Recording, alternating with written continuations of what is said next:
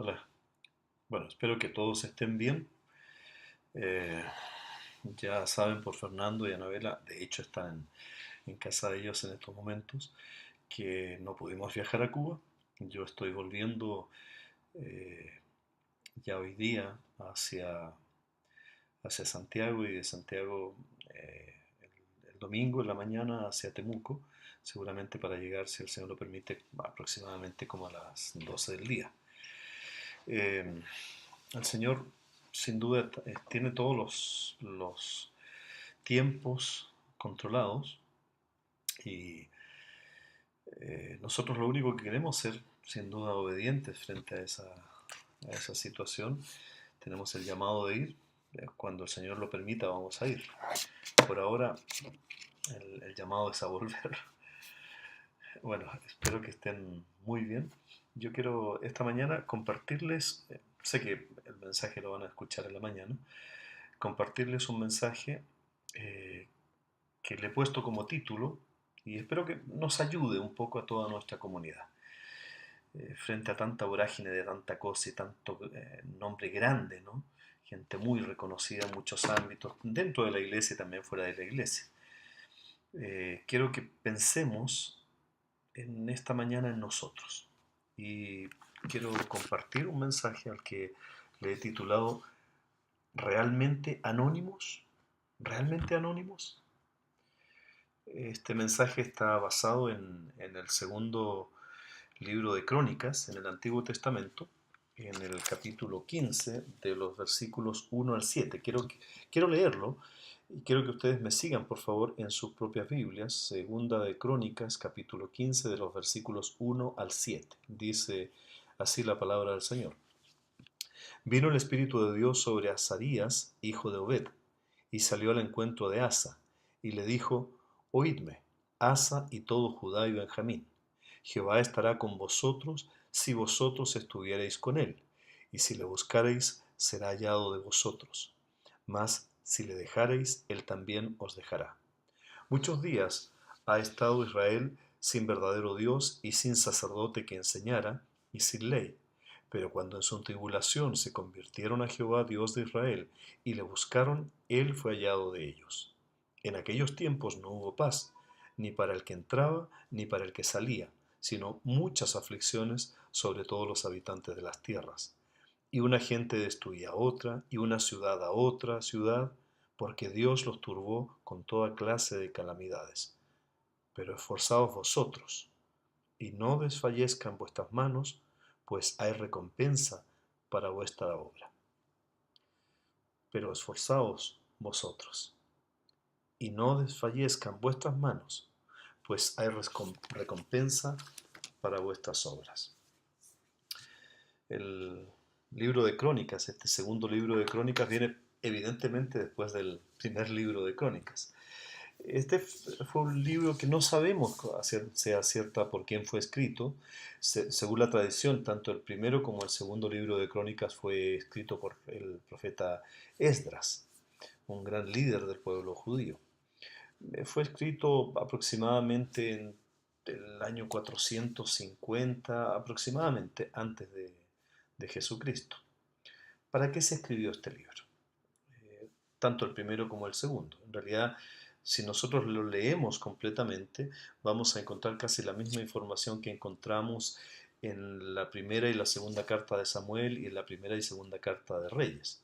Ahora, este libro en particular, el primero y la segunda carta de Crónicas, se enfocan en un aspecto bien interesante, que es el aspecto del sacerdocio de ese periodo, sin olvidar lo siguiente, que si bien el Antiguo Testamento enfocaba en sacerdotes como individuos, el Nuevo Testamento nos dice y nos llama a entender que cada uno de nosotros somos sacerdotes ante Dios. Somos un pueblo de sacerdotes, por lo tanto este libro escrito y enfocado en el sacerdocio de la época del Antiguo Testamento podría ser leído hoy en día, en nuestros días, por cada uno de nosotros.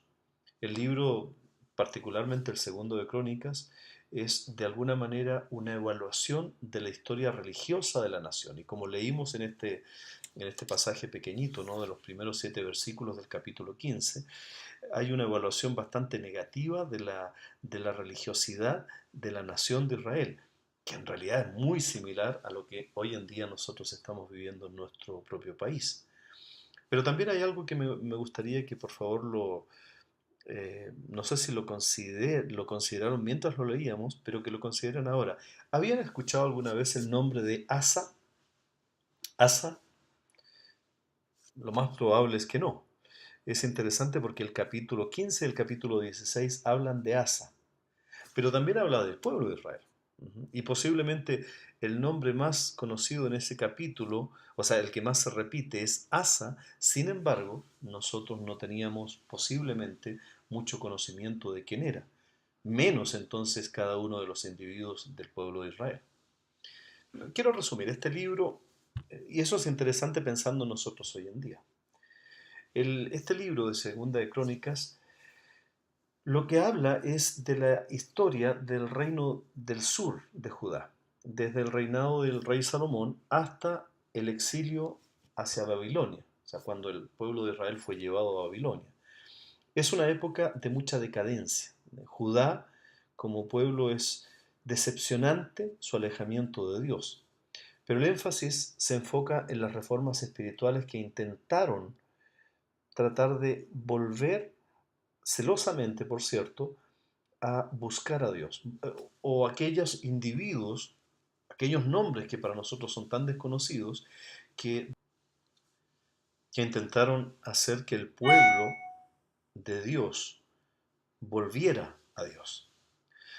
Se dice poco de los malos reyes o de los fracasos de los buenos reyes. Solo se enfatiza la bondad. Ahora, Segunda Crónicas tiene una perspectiva, como decía, sacerdotal. El reino del norte de Israel casi no es mencionado. ¿Debido a qué? A que la adoración que ellos tenían era evaluada por Dios como una falsa adoración y no querían reconocer el templo de Jerusalén. Segunda de Crónicas incluso concluye con la destrucción final de Jerusalén y del templo.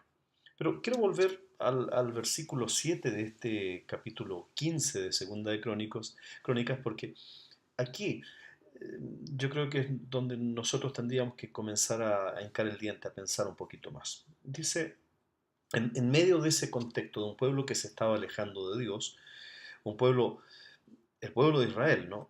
En medio de un contexto que no estaban, por cierto, adorando a Dios.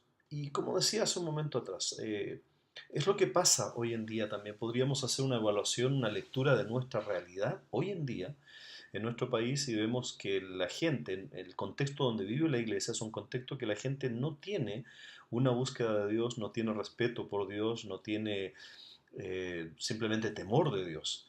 Pero la iglesia también de alguna manera se va eh, dirigiendo en ese caminar de, de disminuir el respeto, el temor hacia Dios. Por eso es que cae, por ejemplo, la iglesia en meter la política, la psicología humanista, la prosperidad y no sé cuántas cosas más, porque de verdad no hay verdadero temor de Dios. Esta lectura entonces para nosotros es muy clave porque nos hace entender que, que está escrita para volver a recordar que la evaluación que hace Dios de un pueblo que se aleja de él, de su propio pueblo, en un contexto que no le buscaban, habían aquellos buenos reyes, buenos sacerdotes, buenos hijos de Dios, algunos mencionados, otros anónimos, que buscaban celosamente llevar a todo el pueblo hacia Dios, advertir a una sociedad que se alejaba cada día mucho más de Dios, que no tenía respeto por Dios, para tener temor de Dios. Y concluye de alguna manera ese versículo 7, haciéndoles entender que no era en vano lo que ellos estaban haciendo. Y más encima los anima, dice, esforzaos vosotros, no desfallezcan vuestras manos, porque hay recompensa para vuestra obra. Claro, nosotros cuando leemos la Biblia siempre nos enfocamos en aquellos personajes muy reconocidos. Tenemos algunos que son héroes para nosotros, ¿no? Pedro, Pablo, yo no sé si ustedes conocen a alguien más en la historia de la humanidad que haya caminado sobre el agua. Bueno, Pedro caminó sobre el agua. Pablo recorrió cuánto espacio había donde podía llegar con el Evangelio. Eh, tenemos en el Antiguo Testamento aquellos grandes personajes como Moisés, que con la fe en Dios pudo incluso sacar a todo el pueblo de Egipto. Imagínense abrir el mar, Noé que llevó todo lo que quedaba el remanente de la humanidad y los animales para salvarlos en un arca que construyó por fe. Hebreos capítulo 11 nos habla de esta fe de grandes hombres y mujeres de Dios, nos mencionan nombres, muchos nombres, por la fe de unos y de otros. Pero nos hemos dado cuenta que hay cientos de personas sin nombre en la Biblia, anónimos podríamos decir, anónimos para nosotros, por cierto. Muchos de ellos podrían ser llamados los anónimos de Dios. No por ser anónimos dejan de ser héroes de la fe. Lo que pasa es que nosotros no conocemos esos nombres.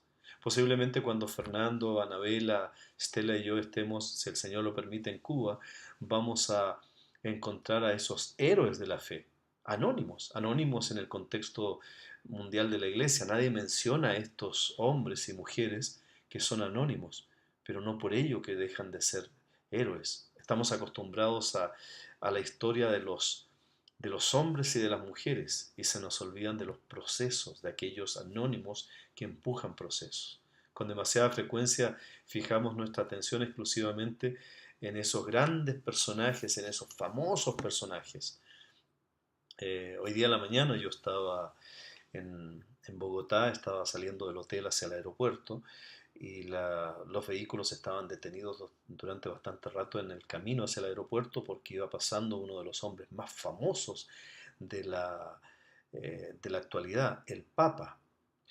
El Papa pasó con un boato una cantidad, yo no logré realmente contar la cantidad de policías que iban. Pasaron a 20 metros de donde yo estaba. Por cierto que el Papa no me saludó. Evidentemente la cantidad de gente que había, de seguridad y de gente ahí que se reunió para saludarle, darle la manito así, ¿no es cierto? O sea, hacerle señas con la mano, fue enorme. Y toda la gente lloraba, las personas que iban conmigo, algunos colombianos que iban conmigo en el bus hacia el aeropuerto, particularmente un hombre mayor y dos mujeres, estaban pero extasiadas por haber visto a este gran hombre, a este famoso hombre, haberlo visto pasar, fue una cosa así, ¡zum! ¿Ya? Y estaban emocionadísimas porque el santo de Dios lo pudimos ver siquiera. Se sentían pero tocando el cielo con las manos. ¿Y qué pasa con los desconocidos? Me preguntaba. ¿Qué pasa con los santos desconocidos? Bueno, ellos son conocidos por Dios. No van a ser desapercibidos por Dios. Yo no sé si encontraré al Papa en el cielo, pero de lo que estoy seguro que voy a encontrar a muchos de esos desconocidos, que nadie tiene memoria de ellos, pero Dios sí. Pensemos un poquito, por ejemplo, en la alimentación de los 5.000, en una de los tantos milagros que hizo Jesús. No hubiese sido posible sin el niño con los panes y los peces. ¿Saben el nombre de ese niño? Posiblemente no, yo tampoco, la Biblia no lo dice. Un desconocido. El eunuco, recuerdan que Felipe se encontró con el eunuco, ese, ese dignatario que venía de África. ¿Saben cuál era el nombre de él? Él venía de Etiopía. Nadie sabe su nombre. Un santo desconocido. ¿Recuerdan ustedes acaso la historia del centurión, cuya fe, Jesús mismo dijo, era más fuerte que cualquiera de otra persona en Israel? El centurión. ¿Cuál era el nombre del centurión? Tampoco lo sabemos. Pero Dios sí. Posiblemente ese hombre llevó la palabra de Cristo a los militares romanos de los más altos rangos? No sabemos, Dios lo sabe. En general nosotros alabamos a hombres famosos cuando viene una conferencia, cuando se va a desarrollar, ¿no es cierto?, alguna actividad, ponemos los afiches. A mí me ha pasado muchas veces, doy algunas conferencias y ponen mi foto, no soy muy bonito, pero ponen mi foto en afiches. Y eso que yo soy ahí nada más, bastante desconocido. Hasta en mi casa viajo tanto que algunas veces hasta se olvidan de mí. Pero hay hombres y mujeres famosas que se ponen en afiches, en promociones, en la misma iglesia, ¿no? En los medios. Pero ¿somos justos con aquellos que pasan sin memoria? ¿Que mueren como si nunca hubieran sido? Aquí es donde me gustaría que recordáramos algunos principios, que como hijos de Dios deberíamos recordar. Y esto no solamente pensando en aquellos anónimos de Dios, sino pensando en nosotros, en ti, en mí. Un autor católico escribió un libro, se llama Jesús el hombre. En ese libro, este autor decía, el verdadero hijo de Dios que quiere ser líder está llamado a ser anónimo. Me encantó la frase. Entendamos y pensemos en aquellas personas que son anónimos, que son los santos anónimos de Dios. Y posiblemente entre ellos nos podríamos contar nosotros. El primer principio que me gustaría que tuviéramos presente al ser contado por el mundo como anónimo, pero por Dios con nombre, es que Dios me ve. Dios te ve. No importa si otros te ven. Lo importante es que seas visto por Dios. Recuerda que tu Padre ve en lo secreto. Y Él, dice Mateo 6:6, te va a recompensar en público.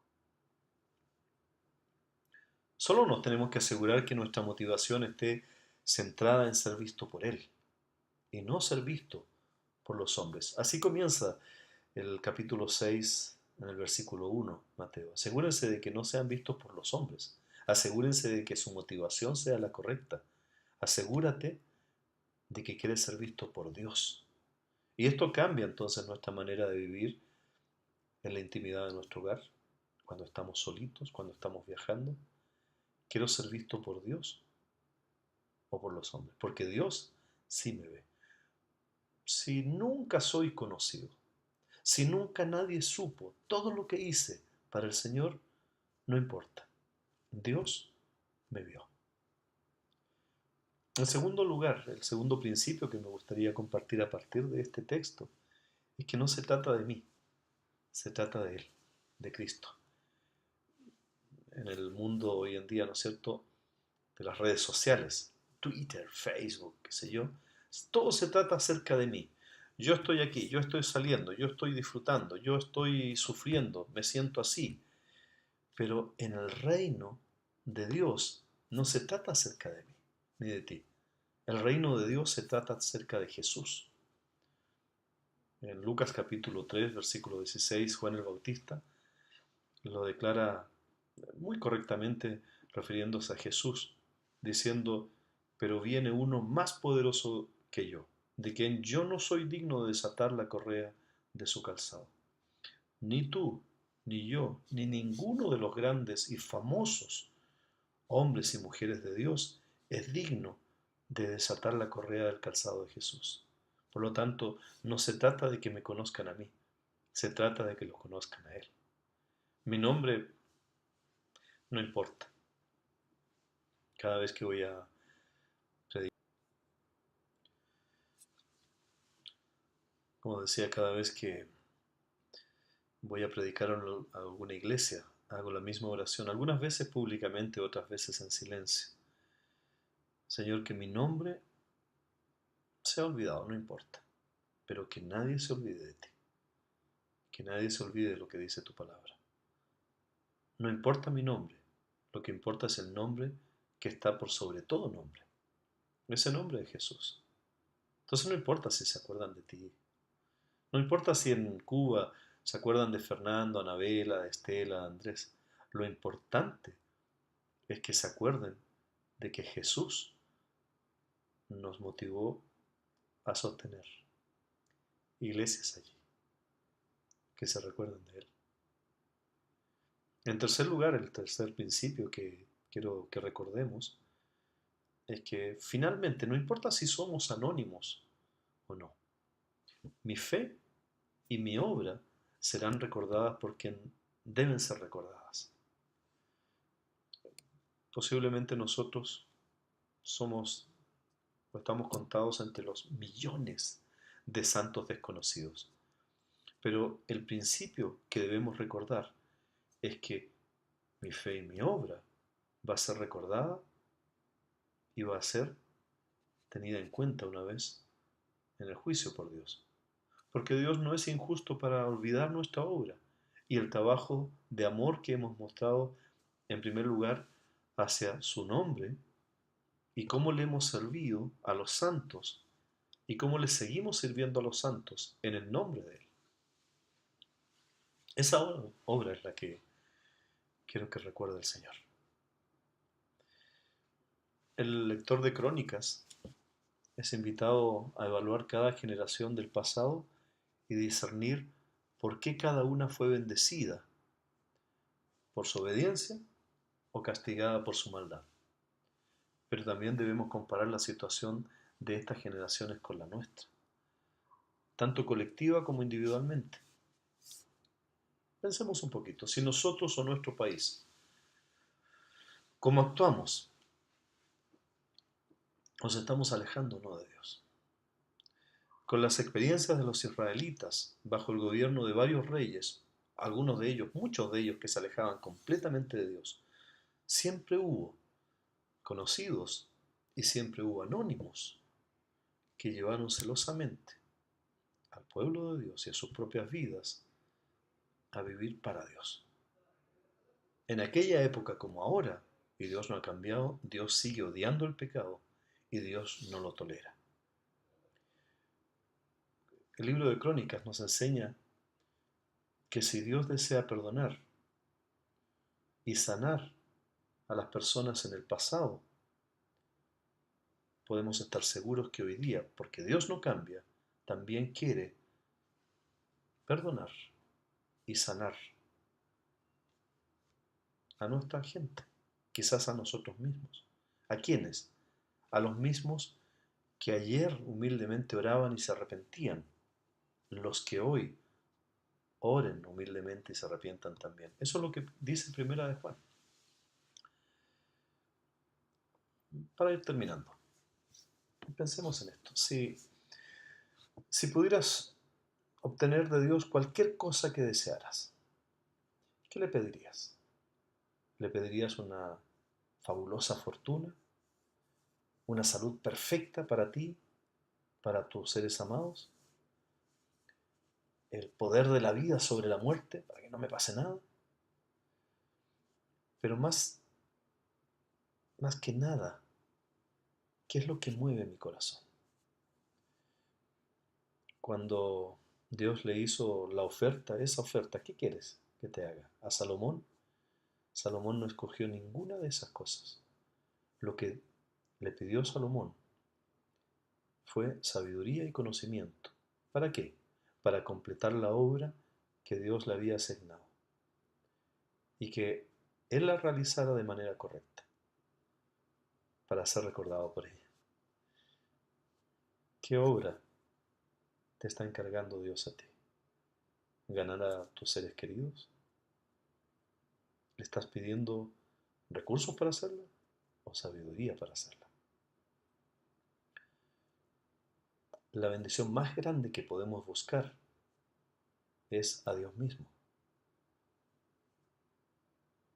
Es buscar hacer su voluntad en nuestras vidas. No importa si nos conocen o no. Que Dios tenga memoria de nosotros.